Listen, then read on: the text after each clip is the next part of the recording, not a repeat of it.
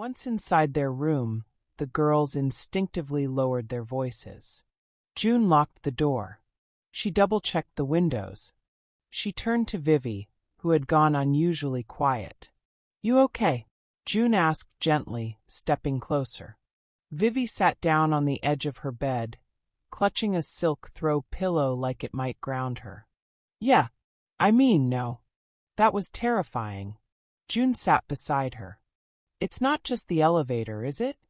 Vivi let out a soft laugh, but it didn't quite reach her eyes. "You'd think I'd be tougher by now. It's just a stupid elevator. But the walls. I swear they felt like they were breathing." She paused, then added more quietly, "And it reminded me of how trapped I felt when my mom left. Like no matter how fancy the room is, or how many filters I put on it, I can't get out of that feeling." June gave her a moment, then nudged her gently with her shoulder. "You don't have to be tough all the time, you know. I don't like being scared in front of people." "Vivi, you literally screamed at a haunted elevator and still looked like you were walking a Chanel runway," June kidded. That got a half-laugh from Vivi. "Thanks. But seriously, I'm really glad you are here. I know I dragged you into all this." June shook her head. "We're in it together. And we're not backing out now, especially not when we're this close to something big." And just like that, the darkness of the elevator began to lift, at least for now. June opened her notebook, already filled with messy handwriting and clipped receipts, napkin notes, diagrams. "We do this by the book," June said. "Dorian and Luke are handling the main trap, the decoy room, the hidden cam, the staged with expensive jewelry. And we're bait," Vivi said dryly, flopping onto the bed. "Stylish bait." June shot her a look. "You insisted on wearing that trench coat with the rhinestone belt. I warned you. I'm a fashion statement and a suspect magnet," Vivi said with a wink. June shook her head, smiling despite herself. "Okay, let's go over our signals. If something feels off, 1 knock and 2 taps," June said.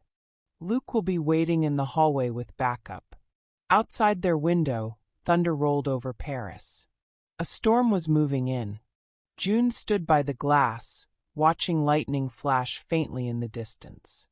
"I have a bad feeling," she murmured.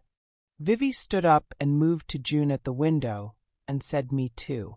Like tonight, something real is going to happen." "Whatever it is, we're in it together," June said determinedly.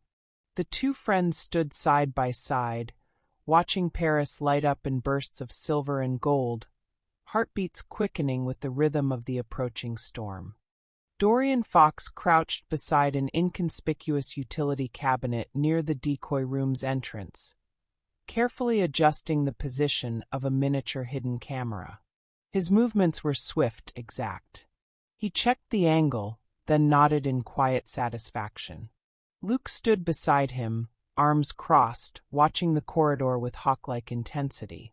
His uniform jacket was gone, replaced with a nondescript hoodie and jeans, blending him into the background. "This gear is military grade," Dorian said. "Your precinct must have found it in some dusty drawer and forgot they owned it." "I borrowed it," Luke said with a smirk. "Let's not ask questions I'd rather not answer." Dorian chuckled, then looked up at him. "You've got good instincts, kid. Clean, clear logic. Lucky that Vivi and June ran into you." Then he rose to his feet and checked the time. "Our guest should be arriving with the decoy jewels in 15 minutes. You ready?" "As I'll ever be." There was a long pause between them, the only sound a distant elevator bell, and a low roll of thunder outside the hotel walls. They both turned toward the hallway, where the decoy suite was bathed in a warm, false glow. On the bed inside sat a jewelry case, imitation diamonds glittering just enough to tempt the right kind of thief. Luke rolled his shoulders. "One step closer to clearing my dad's name." Dorian cracked a smile. "And one step closer to getting back a very expensive pair of earrings." They slipped back into the shadows as lightning flashed through the corridor window. Quiet ghosts hunting ghosts. The hotel suite was silent, save for the soft humming of the air conditioning and the occasional creak of old wood expanding under the strain of the humid Parisian night. June sat perched on the edge of the armchair, her eyes flicking toward the corridor every few seconds. Her laptop sat open on the table, mimicking the behavior of a careless, distracted tourist. A travel blog played softly on screen. Vivi reclined on the bed, dramatically draped in a silk robe and oversized sunglasses, flipping through a French fashion magazine. I swear, if the thief doesn't show up soon, I might just give myself up as bait and walk the halls in diamond heels, she muttered, glancing at her reflection. Please don't. Let's not make the evening any easier for them. They won't bite if they think we're awake, June said, trying to keep her voice even. Her heart was thudding like a drum. They wait for patterns.